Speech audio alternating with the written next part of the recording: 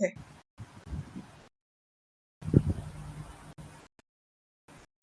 Assalamualaikum. Assalamualaikum warahmatullahi wabarakatuh. My name is Nurul Mardhiah and I am the moderator for today's forum. The topic chosen is violence in media. There are five different panels for today's forum, which are Alyaa Busyra, Adlina, Qurratul Aribah, and Azaleya Nazwa. Regarding violence in media, there are numerous research studies discover a connection between exposure to violence in entertainment and violent behavior. However, they do not verify that exposure causes those violent behavior. Exposure to media violence, on the contrary, may enhance the chance of future aggressive behavior. The average population does not recognize the consequences of media violence.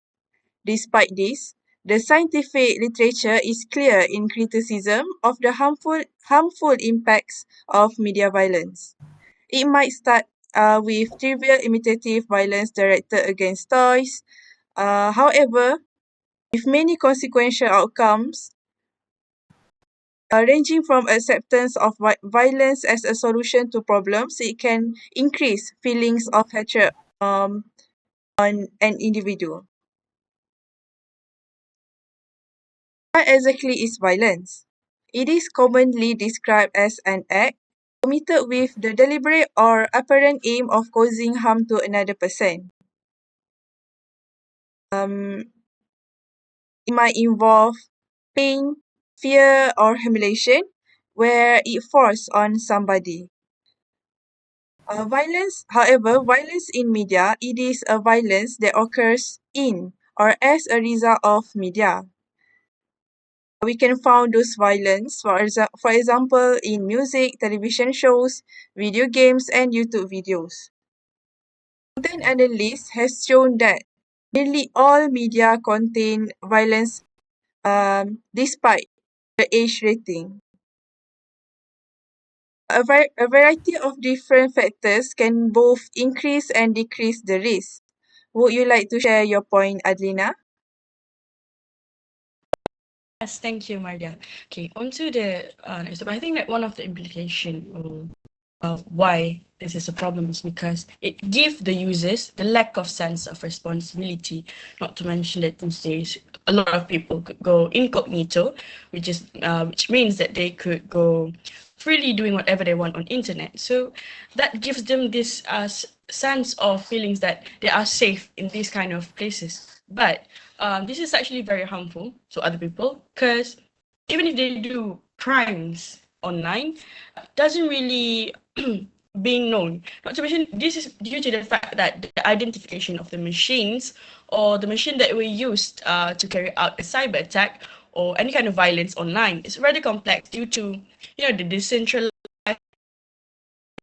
structure of the internet and the multiple possible vectors of attack. So, not to mention that government agencies, law enforcement, and private companies have progressively refined their capacity to attribute to these cyber attacks due to the fact that they want to satisfy the customers' wants. For example, no one likes to have this accountability put on them, or they don't like being known doing whatever they are doing online.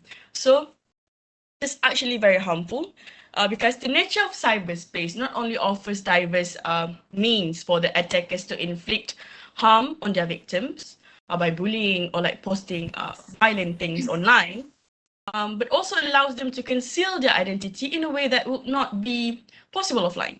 So this attribution of cyber attacks or violence online presents due to the fact that technical, legal, and political challenges. Nonetheless, it is a necessary prerequisite for holding actors and those who did this kind of crime and violence accountable for malicious activity and ensuring peace in cyberspace. Thus, due to the fact that these problems caused by media violence is because they could go anonymous all the way while doing inappropriate stuff online, and give problems to their lack of sense of responsibility. So I think that's all for me. Passing on to Qurratul. Miss Adlina. So as for my point, since the early of 1960s, research evidence has been accumulating that suggests the exposure to violence in media increases the risk in society. So in studies conducted by psychologists L. Rowell Husband, Leonard Aaron, and others, it was discovered that kids who watch a lot of violence on television while in elementary school more aggressive behavior as teenagers. So Husman and Aaron follow up with these individuals into adulthoods and discovered that those who had been exposed to a lot of TV violence as a children more likely to be detained and charged with crimes as adults. So on July 2012, there was a mass shooting that occurred inside a movie theater in Aurora, Colorado, and during midnight screening of the film The Dark Knight Rises. The suspect, James Holmes, dressed in tactical clothing and shot into the audience with multiple firearms. So 12 people were killed and 70 others were injured. And this was just one of many cases of violence due to media influence. Meanwhile, in Malaysia, there's a case where 28 years old waiter at a restaurant in Pandan Indah was killed by an explosion when he inspected a package placed on his car. So it turned out it was a homemade bomb that made by the suspect who learned it from YouTube. Therefore, we cannot deny that the implication of violence in media leads some individuals to believe that violence is acceptable. So that's all from my point of view. Passing to the next panel, which is Miss Azza. Okay, as we heard from Adlina and Aribah, it can be said that violence in the media is becoming more widely available, and we must act to control media violence since there are an increasing amount of films and images that expose our society to it.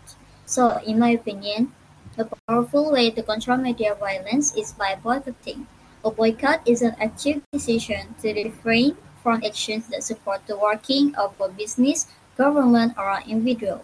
In the case of media violence, boycott helps citizens communicate with media companies to convey their disagreements.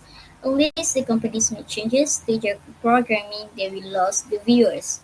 As media companies aim to generate revenue based on advertising dollars, losing viewers is a problem they take seriously. A boycott is a conscious choice to stop taking any action that would in some way benefit a company, an organization, or a person.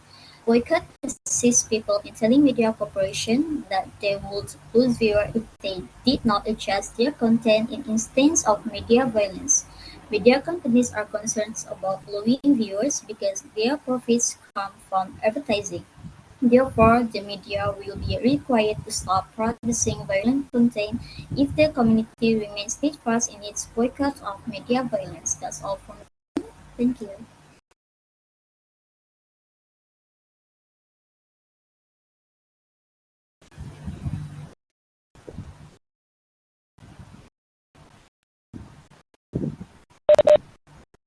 Thank you, Azaleya.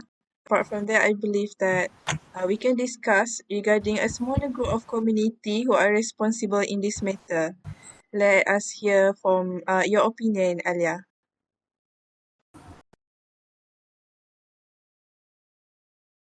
Thank you, Ms. Mardhiah.